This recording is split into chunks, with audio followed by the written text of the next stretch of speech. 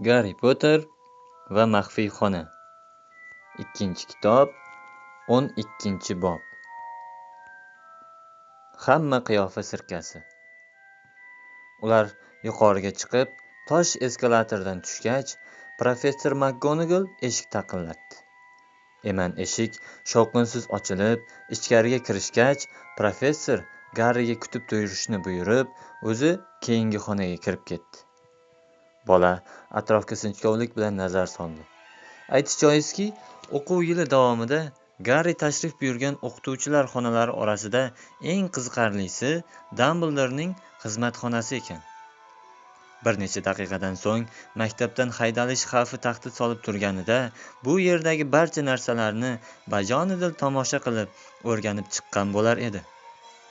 Doira shaklidagi ushbu xona yetarlicha keng bo'lib, hamma yoqdan qandaydir sirli, shitir-shitir tovushlar eshitilmoqda. Ingichka oyoqli, baland stolchalar ustiga terilgan turli-tuman kumush asboblar bug' chiqarib aylanib turibdi. Sobiq direktorlarning rasmlari devorlarga osib qo'yilgan, ular hozir o'z kreslolarida mizg'ib o'tirishibdi. Xonada shuningdek oyoqlari allaqanday hayvon oyoqlariga o'xshatib tayyorlangan katta yozuv stoli turibdi. Stol ustidagi tokchada esa haddan tashqari kir, a'zoyi badani yamoq bo'lib, rosa eskirib ketgan cho'qqidor o'sha mashhur saralovchi shlyapa savlat bilan o'tirib olgan. Garri biroz hardam xayol bo'lib, tinch uxlab yotgan sehrgar kishilar va afsungar ayollar suratlariga ko'z yugurtirib chiqdi. Agar u hozir saralovchi shlyapani yana bir bor kiyib ko'rsa, biron bir nojo'ya korhol ro'y bermaydi-ku. Shunchaki tekshirib, 1 yil muqaddam shlyapa uni kollejga to'g'ri yo'llamaganligiga yana bir bor ishonch hosil qilib ko'radi xolos. Bola shoshmasdan shovqinsiz stol atrofini aylanib o'tib, tokchadagi shlyapani asta qo'liga oldi-da, boshiga kiydi. Shlyapa unga katta bo'lib, o'tgan safargidek ko'zini yopib qo'ydi. Garri qora astarga tikilib turganicha nima bo'lishini kutib o'tirdi. Nihoyat qulog'iga past ovoz eshitildi. "Ichingda biron bir gap tatilayaptimi, deyman-da, Garri?" "Ha", g'o'dilladi Garri. Ovora qilganim uchun ma'zur tuting. Bir narsani so'rab bilmoqchi edim." "Kollejingga to'g'ri yo'llaganimni bilmoqchidirsan-da", gapini bo'ldi fahmli shlyapa. "Nimasini aytasan? Seni masalang nihoyatda qiyin kechgan. Biroq men o'z so'zlarim uchun javob beraman va haligacha fikrimda turaman. Sen chindan ham Slytherinda ko'p narsalarga erishgan bo'lar eding." Garrining yuragi ichiga dumalab tushgan, qorin bo'shlig'ida nimadir siqilib qolganday bo'ldi. U o'ngib, yag'ri chiqib ketgan shlyapaning cho'qqisidan shartta changallab oldi-da, boshidan yechib, tokchadagi joyiga tiqib qo'ydi. Ko'ngli aynib ketganini his etdi. "Yo'q, siz adashasiz", baland ovoz bilan bayonot qildi u, harakatsiz jim qolgan shlyapaga.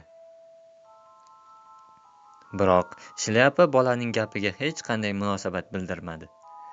Garri ko'zini shlyapadan uzmay ortga chekindi va o'tkir, g'alati tovushni eshitib, keskin orqaga qarab qoldi. Bilishicha, u Dumbledore qabulxonasida yolg'iz emas ekan. Eshik yoniga o'rnatilgan tilla qo'noqda qandaydir qartayib, kuch-quvvatdan qolgan, xuddi pati oxirigacha yulib olinmagan kurkaga o'xshash parranda o'tiribdi. Garri qushga tikilib qoldi. Qush ham bolaga ma'yus qarab, yana bir bor o'tkir ovoz chiqardi. Garrining nazarida nigohi juda g'amgin ushbu qush nihoyatda kuchli xastalikka chalingan. Bola qarab turgan vaqtning o'zida qush dumidan bir nechta pat to'kilib tushdi.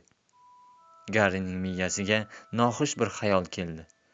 Ishqilib maktab direktori Dumbledorening sharti ketib, parti qolgan mana bu qushi omonatini hozir aynan men bilan yakka qolgan fursatda topshirib qo'ymasa go'rga edi. Shunisi yetmay turibdi. Yaxshi niyatga ham, yomon niyatga ham farishtalar omin qilishadi deb bejiz aytmaydilar.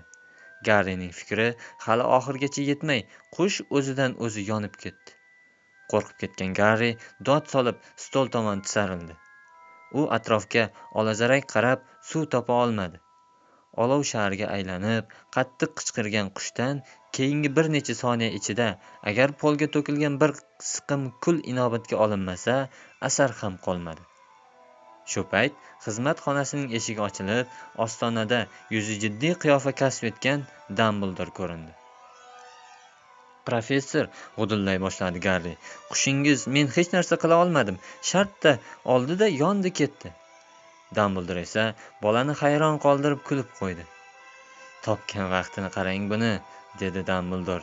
Anchadan buyon mazasi bo'lmay yurgan edi. Necha marotaba unga shama qilgan edim-a, shoshilmoq darkor deb. Dambldor hang-mang bo'lib qolgan bolaning aftini ko'rib, xandon otib yubordi. Bu Yagnus Qaqnus, Garri. Qaqnuslar esa ajali yetgan mahalda o't olib ketib, kul ichidan qaytadan tirilib chiqadilar. Mana qara. Garri ayni mavridida pastga qaradi. Mittigina, burishgan, yangi ochilgan jo'ja kul ichidan bosh chiqarayotgan ekan. Jo'ja xuddi hozirgina yonib ketgan qush kabi nihoyatda xunuk.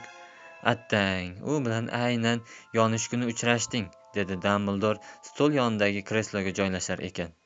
Qaqnus odatda alomat go'zal bo'ladi. Pat qoplamasi nihoyatda ziynatli, alvon va tillarang ko'rinadi. Qoyilmaqom qushda bu qaqnuslar. Ular og'ir yuk ko'tarishga qodir bo'lib, ko'z yoshlari shifobaxsh sanaladi. Bundan tashqari, juda sadoqatli uy hayvonidir. Yangus yonib ketganida Garri bu yerga nima uchun kelib qolganini esdan chiqarib yuborgan edi. Biroq yozuv stoli ortidagi o'z kreslosiga shohona o'tirib olgan Dambldorni ko'rib, xotira tiklandi. Direktorning ochmoviy ko'zlari teshib yuborgudek darajada Garriga tikilib turibdi. Lekin Dambldor hali bir og'iz so'z aytmay turib, xona eshigi lanch ochildi-da, ostonada yuzi telbanamo qiyofa kasb etgan, paxmoq boshiga shilyon bosib kiygan, haligacha xo'rozning o'ligini qo'ldan qo'ymagan Hagrid ko'rindi. Garrining ishi emas bu, professor, ho'ngray boshladi u. Men u bilan endigina suhbatlashib bo'lgan edimki, xayol o'tmay anavi yigitchaga tajovuz qilingan. U ulgurmagan bo'lar edi. Umuman Garri bunday ish qila oladimi, ser? Dambldor allanima deyishga urinar, Hagrid esa nafasi og'ziga tiqilib, qo'lda siltayotgan jonsiz parrandaning patini polga to'kib tinimsiz gapirar edi. U qilmagan. Kerak bo'lsa sehrgarlik vazirligida istalgan narsani o'rtaga qo'yib ont ichaman. Hagrid, men haqiqiy jinoyatchi bo'lib qolib boshqa odamni tutib olgansiz. Men bilaman-ku, Garri hayotda bu ishga yo'q qo'l urmaydi. Hagrid, qichqirib berdi nihoyat Dambldor. Men Garridan gumonsiraganim yo'q. Oraga o'ng'aysiz sukunat cho'mdi. So'ng xo'rozning o'ligini nihoyat tek qo'ygancha osiltirib olgan Hagrid, juda soz. Unday bo'lsa men tashqariga chiqib kutib turaman, dedi-da xijolat tortib chiqib ketdi. Siz mendan gumonsiraganingiz yo'qmi, professor? So'radi qalbida umid uchquni uyg'ongan Garri. Yo'q, gumonsiraganim yo'q, dedi stol ustini xo'roz patlaridan tozalayotgan Dambldor. Biroq men nima qilganda ham sen bilan suhbatlashib olmoqchiman. Dambldorning yuzi yana jiddiy qiyofa kasb etdi. Garri hayajon bilan direktorning so'zlarini kutdi. U esa uzun barmoqlarining uchlarini bir-biriga taqab, Garriga jimgina tikilib o'tiribdi. Garri, menga aytadigan biror gaping bormi? Asta so'radi Dambldor. Gap nima to'g'risida ekanligining ahamiyati yo'q. Qanday mavzuda bo'lishidan qat'iy nazar bormi aytar gaping? Nimani aytib berish kerakligiga Garrining boshi qotdi. U darhol Malfoyning "Magilvachchalar, navbat sizlarga yetdi" degan qichqirig'ini esga oldi. Unitas ustida miltillab qaynayotgan hamma qiyofa sirkasi 2 marotaba egasi yo'q ovoz eshitgani haqida o'ylab ko'rdi.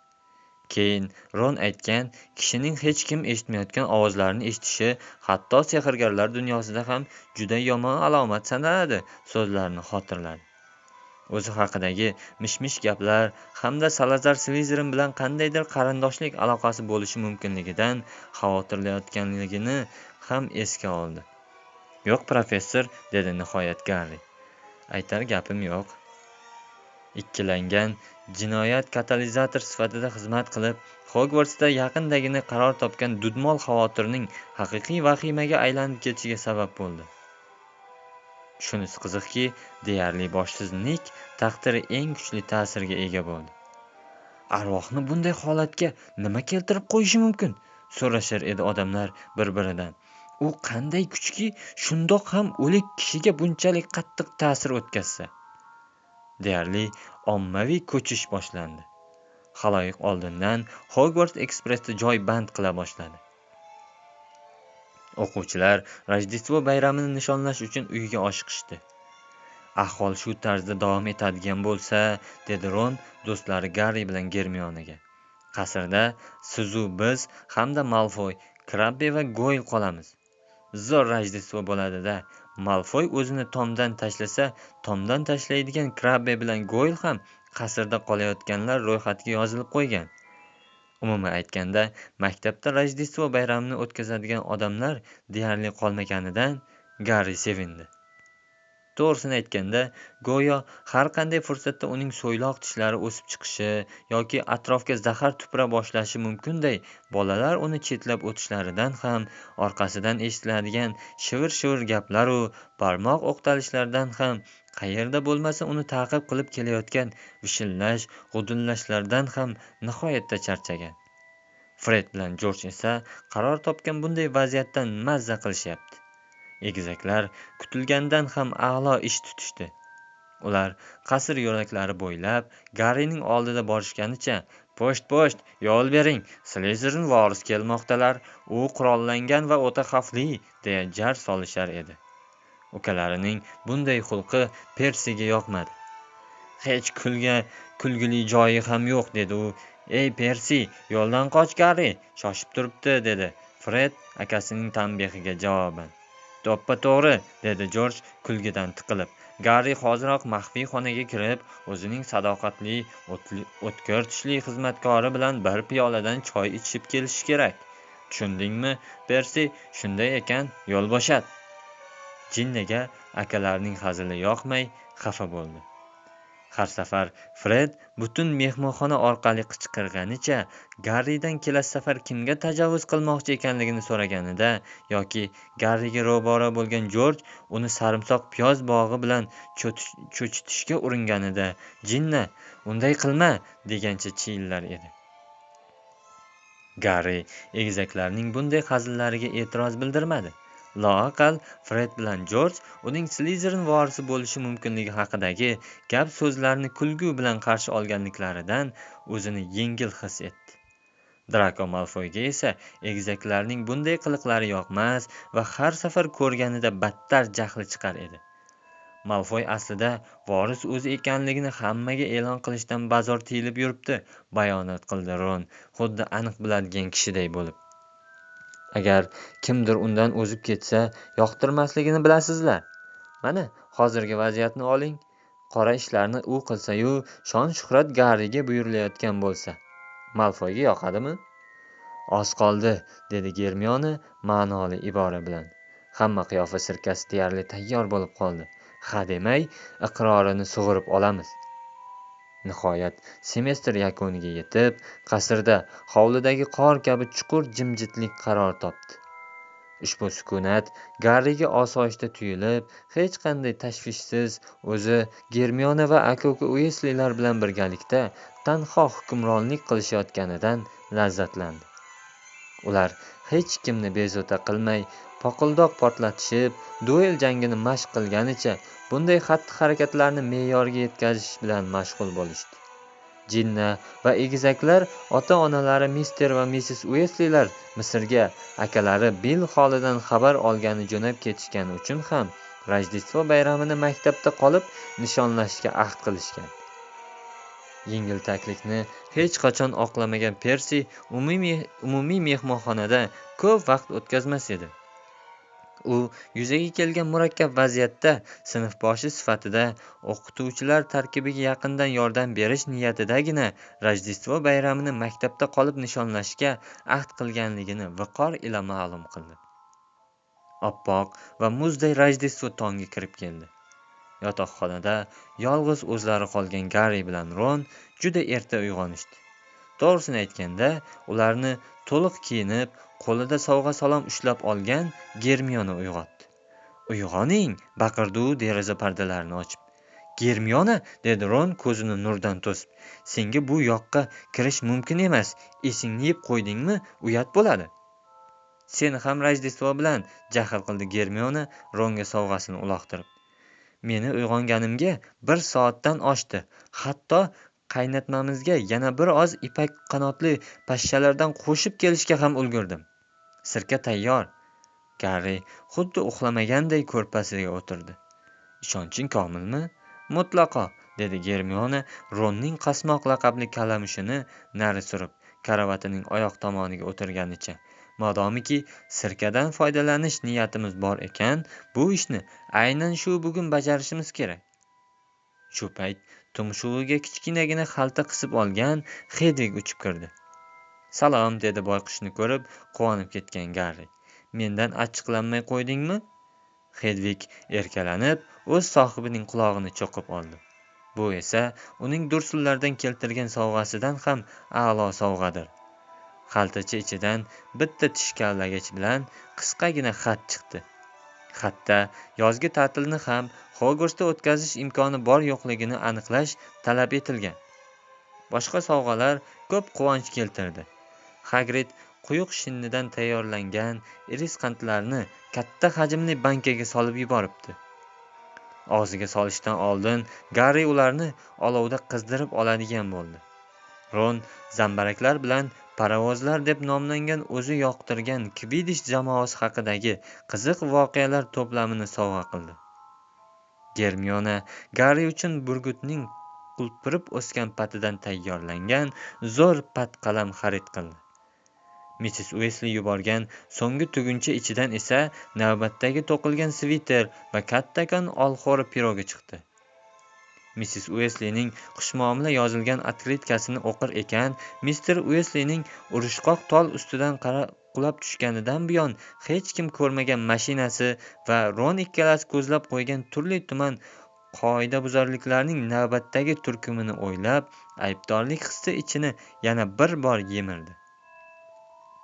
Biron bir tirik jon, hatto hamma qiyofa sirkasini bugun ichishi kerakligini o'ylab o'tirgan odam ham Hogwartsdagi Rojdestvo ziyofatidan huzur qilmay qolmaydi. Bayram sharofatiga katta zal o'zining g'aroyib ko'klamligi bilan boz gavdalandi. Har yillik an'anaga ko'ra katta zalga qirov qoplagan 12 ta archa o'rnatilgan bo'lib, ular ustiga omela va nayzabargdan tayyorlangan baroq marjonlar bir-biriga chiroyli chatishtirilgancha osib qo'yilgan. Shiftdan esa sehrlangan iliq quruq qor uchqunlari sochilmoqda. Maktab direktori Dumbledore odatdagiday dirijyorlik qildi. Jamiki bayram ishtirokchilari jo'r bo'lib Rojdestvo mavzusidagi yaxshi ko'rishgan qo'shiqlarni baralla aytishdi. Maktab qorovuli Hagridning ovozi har bir ko'tarilgan navbatdagi egnoq qadahi, ya'ni gogol-magol bilan rom aralashmasidan tayyorlangan ichimlik dozasidan so'ng tobora baland ko'tarilib boraverdi. Ko'krak nishonidagi sinfboshi yozuvini ukasi Fred sinfdoshi ko'rinishiga sehrlab qo'yganini sezmagan bechora Persi hammadan va har biri alohida odamdan nima uchun kulishayotganligini so'rab yurdi. Garrining baxir dili shu qadar ochilib ketgan ediki, hatto egnidagi yangi sviter borasidagi Malfoyning Slytherinchilar stoli tomonidan baland eshitilayotgan zaharli kinoyalariga ham e'tibor qaratmadi. Omad yurishsa 2 soatdan so'ng Malfoy qilmishiga yarasha javob beradi. Garri bilan Ron Rojdestvo pudingining 3-porsiyasini endigina bir yoqli qilishga ulgurishgan edi hamki, Germiona xatti-harakatlar rejasini so'nggi bor muhokama qilib olish uchun katta zalni tark etib chiqishga majbur qildi. Axir har birimiz kimning qiyofasiga aylanmoqchi bo'lsak, o'sha odamning parchasini qo'lga kiritishimiz kerak-ku, dedi osoyishta ohangda Germiona.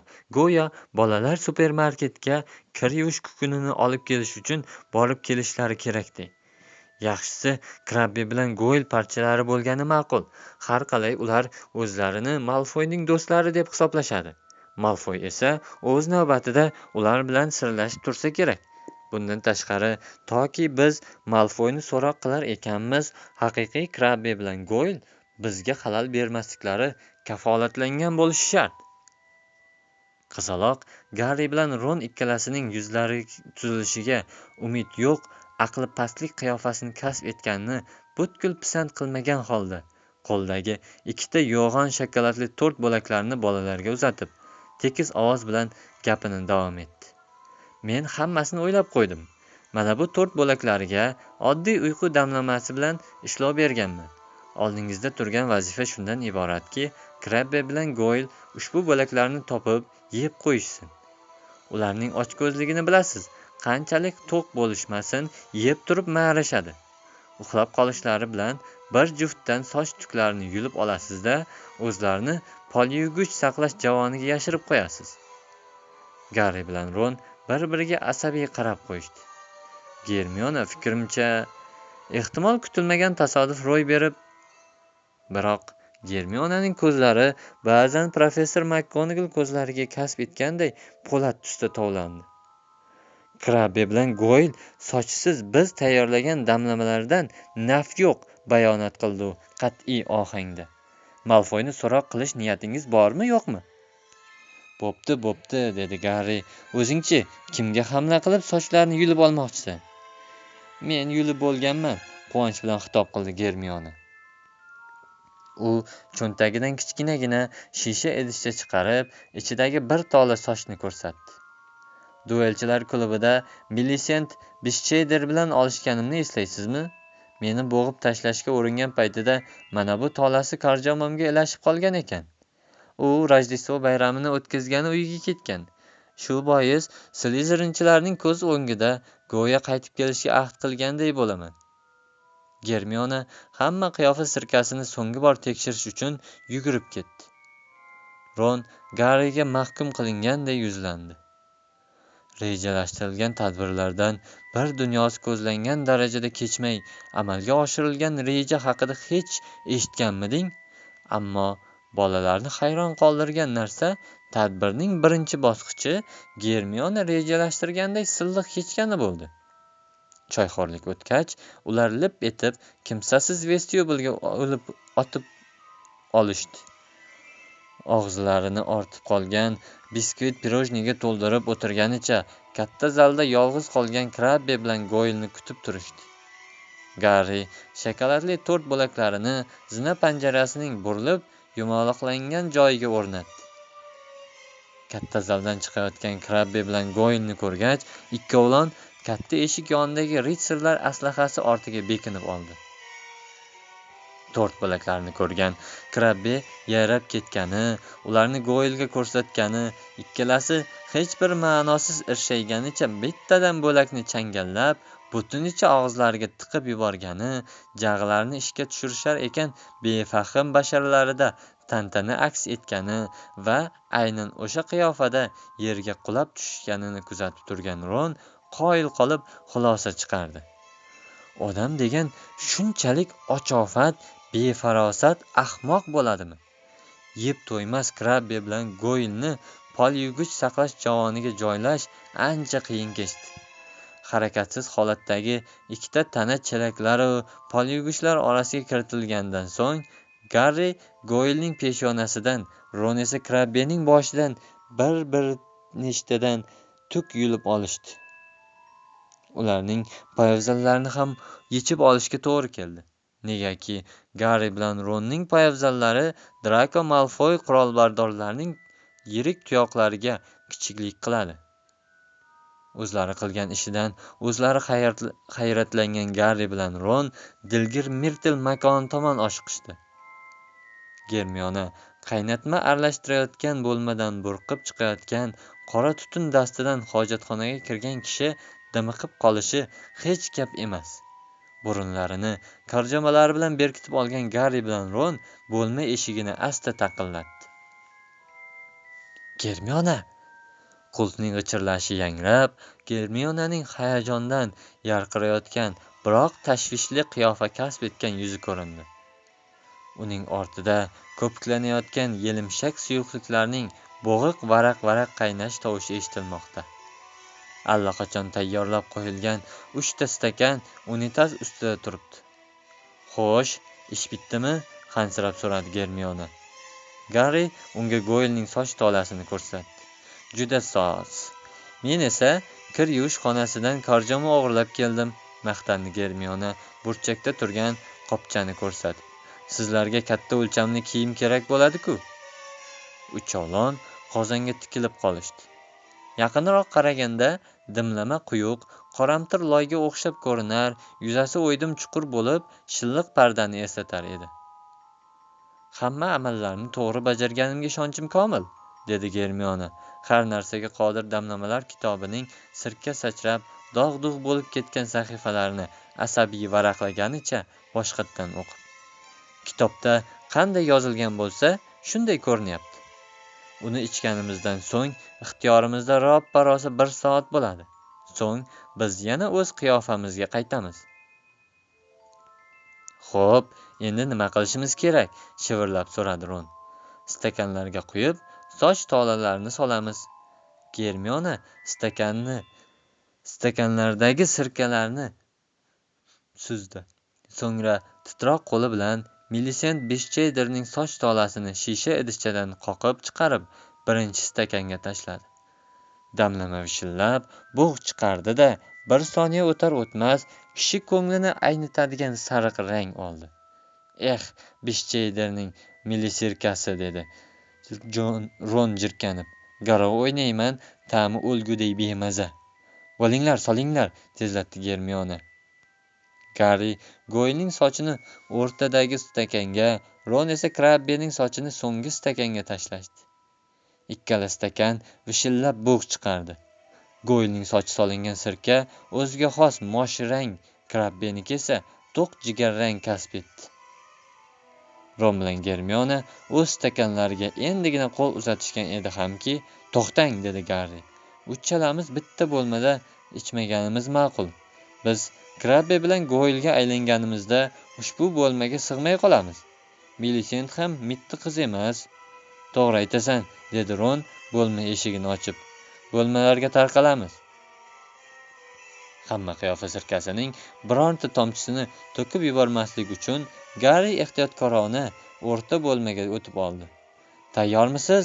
qichqirdi u. "Tayyormiz", javob qaytarishdi do'stlar. 1, 2, 3. Burnini barmog'i bilan qisib olgan Garri 2 ho'plab stakanni bo'shatib yubordi. Sirka me'yoridan ortiq qaynatilgan karam ta'mini eslatdi. Shu zahoti xuddi tirik ilonlarning butun boshli o'ramini yutib yuborganday qornidagi bor narsa eshila boshladi. U ikki bukilib, qayt qilib yuborishini kutdi. Achitish hissi qornidan butun tanasiga tarqalib, barmoqlarining uchiga qadar borib yetdi. Tanasi xuddi erib ketayotgan bo'lib, teri qoplamasi qaynayotgan mumday ko'pikladi. Nafasi qaytib, tizza va kaftlari bilan yerga quladi. Ko'z o'ngida qo'llari o'sib, barmoqlari kattalashib, tirnoqlari kengayib, barmoq bo'g'inlarining har biri boltday bo'lib, yelkalari kengayib ketdi. Goyilga aylanish jarayoni qattiq og'riq bilan kechdi. Peshonasi achishganidan sochi qoshiga qadar o'sib chiqayotganini his etdi. Xuddi chambaragi kutilmaganda darz ketgan yog'och bochkaday ko'kragi kengayib ketib, egnidagi korjomasi yirtildi. 4 o'lchamga kichik botinka kiyib olgan oyoqlari botinkasiga siqilib og'ritdi. Ushbu his-tuyg'ular qanday boshlangan bo'lsa, xuddi shunday kutilmaganda to'xtadi. Garri yuzini polga berib yotganini anglab, Mirtilning oxirgi unitaz ichida g'amgin qulillayotganini eshitdi. Botinkasini bazo'r yechib, o'rnidan turdi. Demak, Goyil bo'lish shunaqa ekanda. Titrayotgan yirik qo'llari bilan tizzasiga qadar ko'tarilib ketgan karjomani yechib, kir yuvish xonasidan Germiona o'g'irlab kelgan karjomalardan birini kiyib oldi-da, Goyilning har bir qayiqday keladigan boshmoqlarini oyog'iga ilashtirib, ipini bog'ladi. Qaddini rostlab, odatiga ko'ra peshona sochini yon tomon taramoqchi bo'ldi-yu, qo'li qoshiga qadar tushganida tikandek dag'al sochga tegdi. Ko'zoynak taqib olgani uchun ham ko'zi yaxshi ko'rmayotganini angladi. U ko'zoynagini yechib, Goyilning past, xirildoq ovozi bilan qichqirdi. "Qalaysizlar, ishlar joyidami?" O'ng tomonda Krabbening g'uvillagan na'rasi eshitildi. Joyida! Garri eshikni ochib, darz ketgan ko'zgu qarshisiga keldi.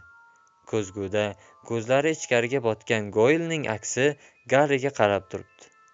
Garri qulog'ini qashlab ko'rdi. Ko'zgudagi Goyil ham xuddi shu ishni qildi. Ron kirib olgan bo'lmadan Krabbe chiqib, ikkovlon bir-biriga qarab qoldi. Rangi oqarib, qo'rqib ketgan qiyofasiga e'tibor qaratilmasa, Ron gorillaning qo'llaridek keladigan qo'llari-yu, ontarilgan tuvakka o'xshab keladigan uzun sochlari bilan Krabbedan mutlaqo farq qilmaydi. Ajoyib, shivirladi Ron. Ko'zgu qarshisiga turib, yalpoq burniga barmoq tekkizar ekan. Juda ajoyib. Tezroq harakatlanishimiz kerak, dedi Garri Goyilning semiz bilagiga kirib ketgan soatining tasmasini bo'shatib. Biz hali Slizerin kollejining umumiy mehmonxonasini topishimiz kerak. Umid qilamanki, orqasidan ergashib boradigan birorta slizerinlik topiladi. Garri gapirayotganda hayron bo'lib qarab turgan Ron, Goyilning fikr yurita bilishini ko'rish juda g'alati bo'lar ekan, dedi-da, Germionaning bo'lmasini taqillatdi. Hoy, vaqt bo'ldi, ketdik. Bo'lmadan ingichka ovoz eshitildi. Balki sizlar boraveringlar, men bormayman. Germiona, Millisentning turqi xunukligini juda yaxshi bilamiz. Uyalmay chiqaver. Bu sen ekanligingni hech kim bilmaydi-ku. Yo'q, rost aytyapman. Men bora olmayman. Sizlar boraveringlar. Vaqt o'tyapti. Hech narsani tushunmagan Garri Ronga baqiraydi. Mana endi Goyilga o'xshading. Har safar o'qituvchining savolini eshitganida basharasi aynan mana shunday qiyofa kasb etadi. Germiona, senga nima qildi? So'radi Garri eshik ortidan. Ishlar joyida, sizlar boraveringlar dedim-ku. Garri soatiga qarab qo'ydi. Qimmatli daqiqalarning 5tasi o'tib ketibdi. Unday bo'lsa, sening oldinga qaytamiz, xo'pmi? Bolalar asta eshik ochib, yo'lakda hech kim yo'qligiga ishonch hosil qilgach, hojatxonani tark etib chiqishdi. Qo'llaringni bunchalik qattiq silkitma, pichirladi Garri Ronga. Nima qilibdi? Krabbe xuddi qo'llari muzlab osilib qolganday yuradi. Mana bunday qilibmi? Ha, shunga o'xshashroq. Ular marmar zina bo'ylab pastga tushishdi. Endi Slizerinliklarning umumiy mehmonxonasini topish uchun biror bir Slizerinlikka duch kelib qolish qoldi xolos. O'chakishganday ulardan birortasi ham ko'rinmaydi. Biror fikr bormi? G'udilladi Garri. Slizerinliklar nonushtaga anavi tomondan kelishadi, dedi Ron yerto'la tomon ko'rsatib. U endigina gapini tugatgan edi hamki, yerto'la tomondan Fatila sochlari uzun qiz ko'rindi. Ma'zur ko'ring, dedi Ron qiz yoniga tez borib. Mehmonxonamizga olib boradigan yo'lni unutib qo'yibmiz, ko'rsatib yubora olmaysizmi? Mehmonxonamizga? Kechirib qo'yasiz, men Ravenklodanman. Shubha bilan ortiga qarab qo'ygan qizaloq nari ketdi. Ron bilan Garri tosh zinalar bo'ylab shoshilganicha pastga tushib, Krabbe bilan Goyilning badhayot oyoqlari tosh ustiga urilganday dukillatib borishdi. Oxiri baxayr bo'lsin degan xayol ikkalasining miyasiga o'rnashib olgan yagona o'y bo'ldi. O'tish yo'llarining murakkab labirintlari kimsasiz bo'lib, chuqurga borgan sari qasr qa'riga olib ketmoqda. Ikkovlon soatga muntazam qarab, qancha vaqt qolayotganini kuzatib borishdi. 15 daqiqa o'tib, umidsizlanib qolishgan fursatda oldinda qandaydir harakat eshitildi. "Ha!" qichqirdi Ron xursand bo'lib. "Ana, ulardan qaysidir biri yuribdi." Ron eshikdan kimdir chiqdi. Qaragin, ikkovlon yurak hovuchlaganicha tez yaqin borishdi. Biroq bu Slizerinlik emas, Persi edi. "Sen nima qilib yuribsan bu yerda?" hayron bo'lib so'radi Ron. Persining jahli chiqdi. "Ishing bo'lmasin", quruq javob qaytardi Persi. "Sening isming Krabbe edi shekilli-a?" Nima? Ha-ya, dedi Ron. "Unday bo'lsa, o'z kollejingizning umumiy mehmonxonasiga boring", buyurdi Persi qat'iy ohangda. Hozirgi kunlarda qorong'u yo'laklarda sandiroqlab yurish xavfli sanaladi. "Sen sandiroqlab yuribsan-ku", ta'kidlab qo'ydi Ron. Men viqor bilan e'lon qildi Persi ko'krak kerib. Sinfboshiman. Menga hech narsa tajovuz qilinmaydi. Ron bilan Garrining orqasida kimningdir ovozi eshitildi. Ular tomon shiddat bilan Drako Malfoy yaqinlashmoqda. Garri hayotida ilk bor o'z raqibini ko'rib, yengil tortdi. Bu yoqda ekansizlar-da, yana cho'chqaning bolasidek mechkaylik qildingizmi? Sizlarni qidirib yurgan edim. Qiziq narsa ko'rsatmoqchiman. Yuringlar. U Persiga yeb qo'ygudek qarab qo'ydi. Nima, narsangni unutib qo'ydingmi bu yerda, Uesli? G'udilladi u. Persi quturib ketganday bo'ldi. Maktab sinfboshisi bilan qanday muomala qilishni o'rganib ol. Munosabating menga yoqmayapti. Malfoy istehzoli kulib Garri bilan Ronga imo vositasida ortidan yurishni buyurdi. Garri Persidan uzr so'ramoqchi bo'lib endigina og'iz juftlagan edi hamki, aqlini o'z vaqtida yig'ib oldi. Ron ikkisi Malfoyning ketidan oshiqdi. Navbatdagi zina oralig'idan o'tar ekan, Malfoy gap boshlab qoldi. Anovi Peter Uesli, Persi, to'g'rilab qo'ydi Ron. Nima farqi bor? Qo'l siltadi Malfoy. Bu tomonlarga tez-tez tushib turadigan bo'lib qoldi. Slytherin vorisi yakka o'zi mustaqil ravishda osongina qo'lga olmoqchi ko'rinadi shekilli. U qisqagina masxaranomus kulib qo'ydi. Garri bilan Ron bir-biriga umid bilan qarab qo'yishdi. Malfoy taqir devor qarshisiga kelib to'xtadi. Yangi parol nima edi? So'radi u Garridan. Ha, toza qon, esladi Malfoy, Garrining javobini kutmay. Tosh devor chetga surilgach, Malfoy ichkariga kirdi. Ron bilan Garri ham ko'p o'ylanmay uning ketidan ergashdi. Slytherin kollejining umumiy mehmonxonasi dag'al toshdan ko'tarilgan devorlar, zanjirlarga ilingan dumaloq yashil shamdonlar osilib tushgan past shiftdan iborat yerto'la ko'rinishga ega ekan. Jimjimador, naqsh o'yilgan kamin taxtasi ortida gulxan yonib turibdi. Shula dog'ida kamin yaqinidagi baland suyanchiqli kreslolarda o'tirgan bir necha nafar slytherinliklar qomati ko'rindi. Shu yerda kuting, buyurdi Malfoy Garri bilan Ronga olovdan uzoqda turgan kursilarni ko'rsatib. Borib olib kelaman. Dadam yaqinda yuboribdi. O'zlarini erkin tutishga uringan Garri bilan Ron Malfoy nima ko'rsatish mumkinligini o'ylab kursilarga o'tirishdi. Xayol o'tmay qo'liga gazeta parchasini ushlab olgan Malfoy qaytib Ronning yuziga yaqin keltirdi. Mana qilib kulasiz, dedi u Garri serrayib qolgan Ronning ko'zi kattalashib ketayotganini ko'rdi. Ron maqolani tez o'qib, uzoq kulganicha Garriga uzatdi. Bashorat-u karomat gazetasida yozilgan maqola. Sehrgarlik vazirligida xizmat surishtiruvi. Magllar avtomobilini sehrlagani uchun magllarning ro'zg'or buyumlaridan noto'g'ri foydalanish bo'limi boshlig'i Artur Uesliga bugun 50 galleon jarima solindi. Ushbu mashina halokatga uchragan Hogwarts sehrgarlik va afsungarlik san'ati maktabini boshqarish ma'muriyatining a'zosi Mr. Lucius Malfoy shu yili mulohaza yuritilayotgan voqeadan ancha oldin Mr. Ueslini iste'foga chiqarish kerakligi to'g'risida o'z fikrini bildirib o'tgan edi. Uesli vazirlik nufuziga putur yetkazmoqda, dedi Mr. Malfoy muxbirimizga. Unda qonun hujjatlarini ishlab chiqarish masalasiga mas'uliyat bilan yondashish yetishmaydi. Aynan Uesli tomonidan ishlab chiqilib, taqdim etilgan magllarni himoya qilish to'g'risidagi qonunni esa zudlik bilan bekor qilmoq darkor. Voqeaga izoh berishni so'rab borgan muxbirlarimiz Mr. Ueslining yoniga yo'llay olishmadi. Uning rafiqasi esa muxbirlarimizga tuyoqlarini shiqillatib qolishlarini buyurib, aks holda xonaga ko'rshapalak solishi bilan do'q-po'pisa qildi. Xo'sh, dedi toqat toq bo'lgan Malfoy Garri uzatgan gazeta parchasini qaytarib olib. Kulgili emasmi? Ha, soxta kulib qo'ydi Garri. Artur Uesli magllarni nihoyatda yaxshi ko'radi. Sehrli tayoqchasini sindirib, o'shalar orasida yashagani ma'qul. Haqoratomuz, dedi Malfoy.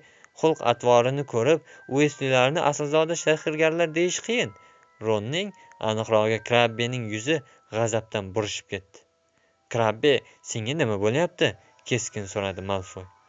qornim og'riyapti, g'udilladi Ron.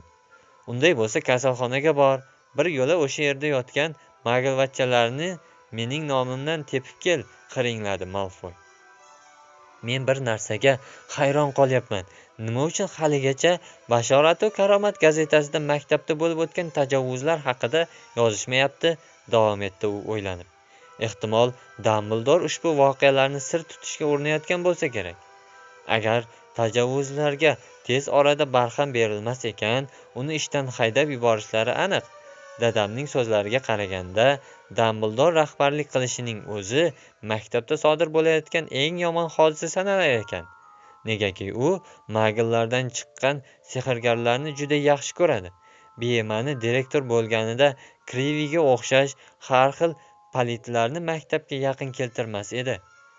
Malfoy faraziy fotoapparatini qo'lga olib, Colinning xatti-harakatlarini tahqirli ravishda keskin aniq aks ettirdi.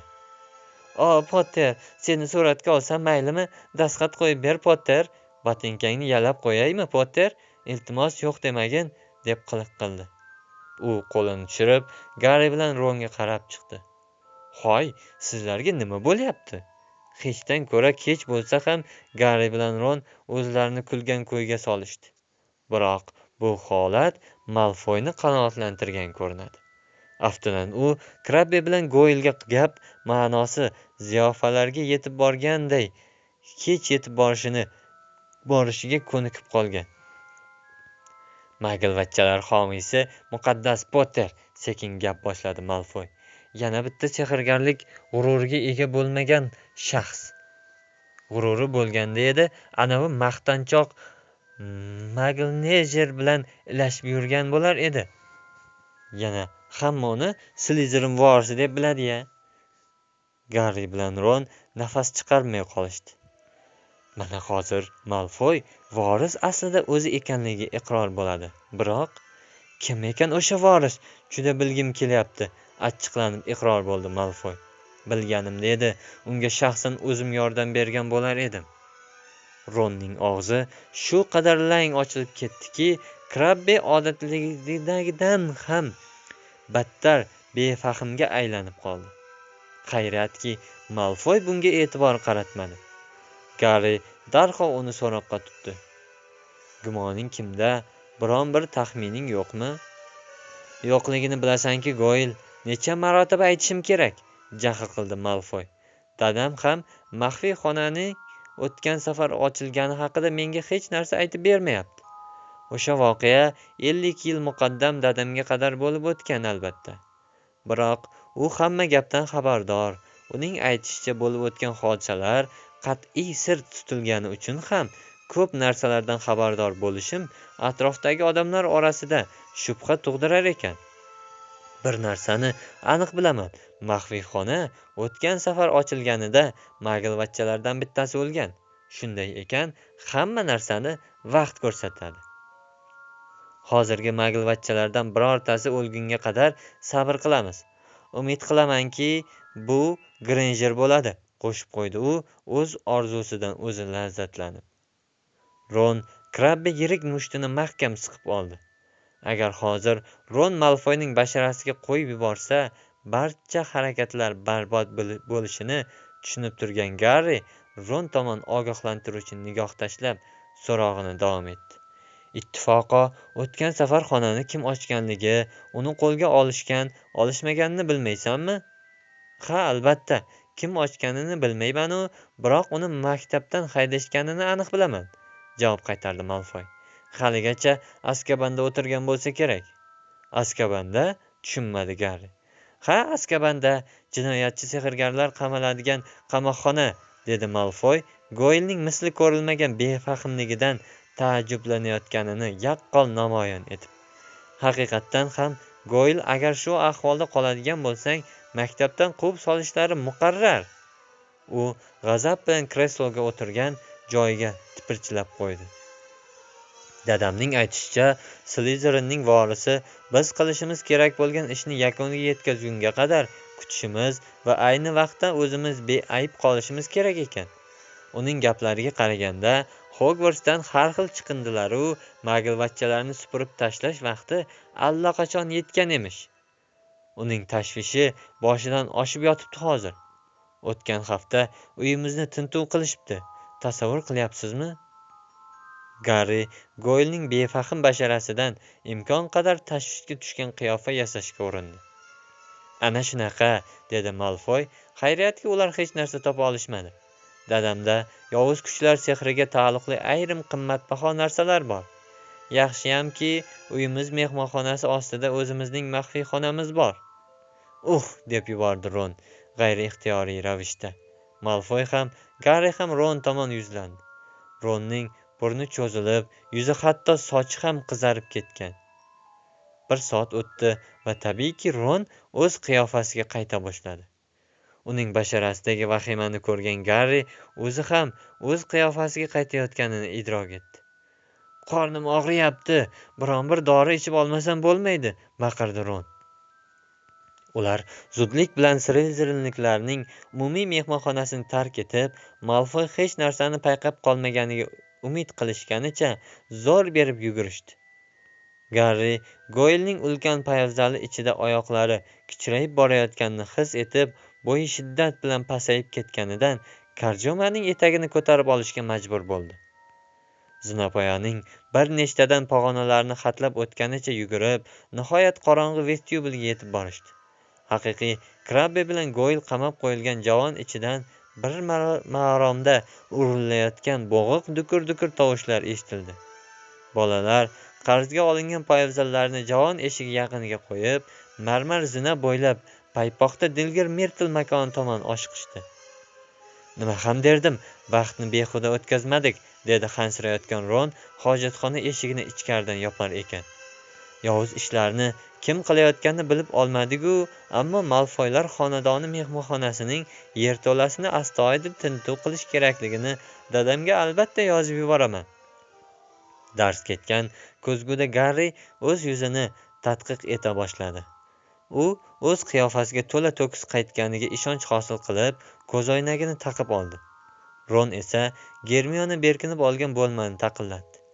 Germiona, chiq, biz senga shunday qiziq narsalarni aytib beramizki. Ketinglar bu yerdan, chiyilladi Germiona. Garri bilan Ron bir-biriga qarab qo'ydi. Nima qildi senga Germiona? Vaqt o'tdi, sen ham o'z qiyofangga qaytishing kerak edi. Biz shu payt kutilmaganda bo'lma eshigi taxtasidan Dilgir Mirtl chiqib keldi. Garri ushbu ruhni hali bu qadar ko'tarinki kayfiyatda ko'rmagan. Hozir ko'rasizlar, xitob qildi arvoh. Biram dahshatli manzaraki, qo'yaverasiz.